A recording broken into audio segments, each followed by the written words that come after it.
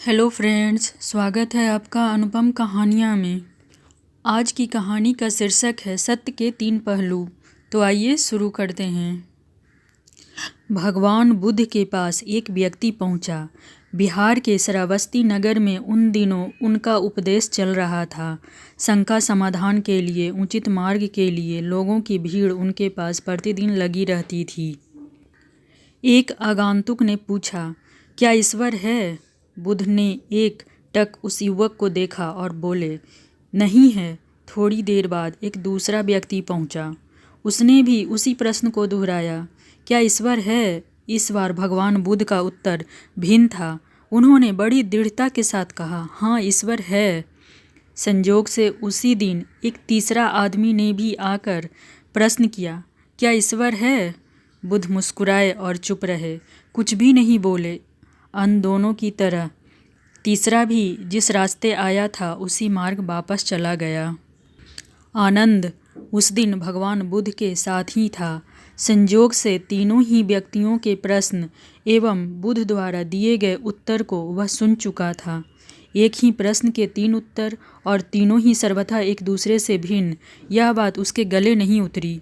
बुद्ध के प्रति उसकी अगाध श्रद्धा, अविचलित निष्ठा थी, पर तार्किक बुद्धि ने अपना राग आलापना शुरू किया। आकांक्षा बढ़ी। सोचा, व्यर्थ आशंका कुशंका करने की अपेक्षा तो पूछ लेना अधिक उचित है।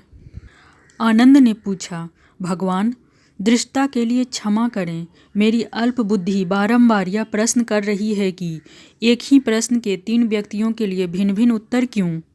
क्या इससे सत्य के ऊपर आंच नहीं आती? बुद्ध बोले, आनंद, महत्व प्रश्न का नहीं और ना ही सत्य का संबंध शब्दों की अभिव्यक्ति से है। महत्वपूर्ण वह मन स्थिति है जिससे प्रश्न पैदा होते हैं। उसे ध्यान में न रखा जाए तो आत्मिक प्रगति के लिए क्या उपयुक्त है, इस बात की उपेक्षा की गई तो सचमुच ही सत्य के प्रति अन्याय होगा। पूछने वाला और भी भ्रमित हुआ तो इससे उस प्रगति में बाधा उत्पन्न होगी। उस सत्य को और भी स्पष्ट करते हुए भगवान बुद्ध बोले, प्रातःकाल सर्वप्रथम जो व्यक्ति आया था वह था तो आस्तिक, पर उसकी निष्ठा कमजोर थी। आस्तिकता उसके आचरण में नहीं, बातों तक सीमित थी। वह मात्र अपने कमजोर विश्वास का समर्थन मुझसे चाहता था। अनुभूतियों की गहराई में उतरने का साहस उसमें न था। उसको हिलाना आवश्यक था ताकि ईश्वर को जानने की सचमुच ही उसमें कोई जिज्ञासा है तो उसे वह मजबूत कर सके। इसीलिए उसे कहना पड़ा, ईश्वर नहीं है। दूसरा व्यक्ति नास्तिक था। नास्तिकता एक प्रकार की छूत की बीमारी है जिसका उपचार न किया गया तो दूसरों को भी संक्रमित करेगी। उसे अपनी मान्यता पर अहंकार और थोड़ा अधिक ही विश्वास था। उसे भी समय पर तोड़ना जरूरी था। इसीलिए कहना पड़ा, ईश्वर है। इस उत्तर से उसके भीतर आस्तिकता के भावों का जागरण होगा। परमात्मा की खोज के लिए आस्था उत्पन्न होगी।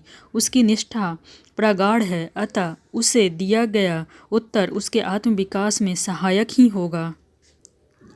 तीसरा व्यक्ति सीधा साधा भोला था। उसके निर्मल मन में किसी मत को थोपना उसके ऊपर अन्याय होता। मेरा मौन रहना ही उसके लिए उचित था। मेरा आचरण ही उसकी सत्य की खोज के लिए प्रेरित करेगा तथा सत्य तक पहुंचाएगा।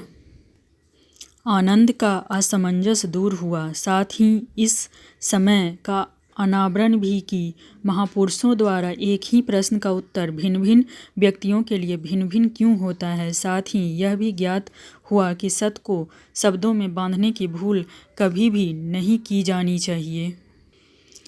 धन्यवाद दोस्तों। ये कहानी आपको कैसी लगी? अपने महत्वपूर्ण विचार कमेंट सेक्शन में ज़रूर बताएं। अगर अच्छी लगी हो तो वीडियो को लाइक और शेयर ज़रूर करें।